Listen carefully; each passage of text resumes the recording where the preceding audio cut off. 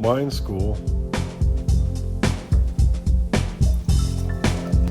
All right, this is our 2018 made with organic grapes Charles Shaw Rosé.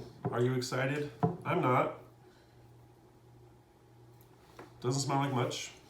I mean, it smells like wine, but it doesn't smell like fruit. It smells kind of like inoculated, steely, light, dry, crisp. You know, it's for people that want to drink wine but don't like wine.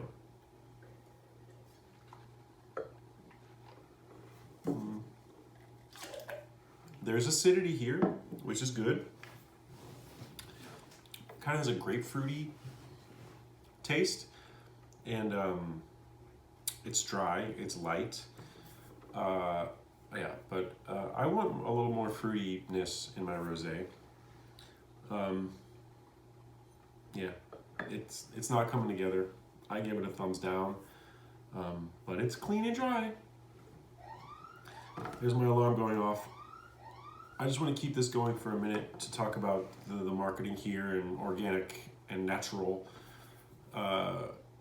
Most of the 50 of you that watch these videos know what natural wine is and know that I would prefer it. I'm not a purist or anything, but it's just I have mixed feelings about this made with organic grapes thing, because on the one hand, yes, they put a lot of time and effort and they've converted hopefully some of their massive holdings in the San Joaquin Valley in Central California to organic, but you can't really, it takes a long time to take land that has been sprayed with pesticides and make it into an organic vineyard. So actually more likely what they did is just went and bought a bunch more land and turned it into monoculture so that they could make this product. So just because it's made with organic grapes doesn't mean it's an organic product. It also definitely doesn't mean that it's anything close to natural.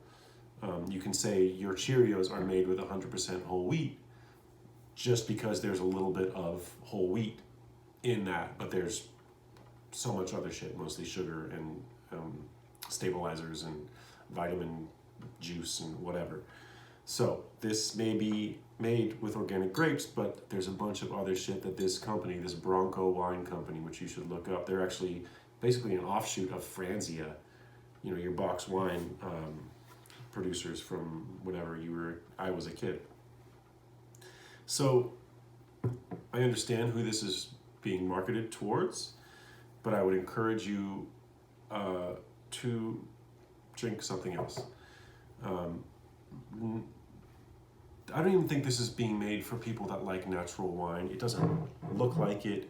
I think this is made for people that don't want to put chemicals and pesticides in their body and don't want to buy things that pollute the environment, hopefully. But just because the grapes weren't sprayed with pesticides, that doesn't mean they're not putting crazy shit in this juice. Once they have picked the grapes and pressed them, they can do whatever they want after that point. The only thing that we know about this is they're saying that there's less than 100 parts per million of sulfites in the finished product. So they're still adding a ton of sulfur. They're still basically killing it as soon as they pick it to make this sort of monolithic end result. And it's just, even though it's $4, it's not a big expenditure, but man, spend like 8 to 10 and just get something, you know, that's that has something to say, that has an expression, that's an art piece. This is factory wine and it tastes like factory wine. It actually kind of, honestly, this tastes like a vodka tonic. It's weird. And don't be a sucker. Again, Bronco Wines, thank you for having some organic holdings. But A, tell us more about what's in here and how you make it. And B, sell off this land to somebody who's going to make an interesting wine out of it. And just keep making $2 chuck. We don't need it. Thank you. Bye.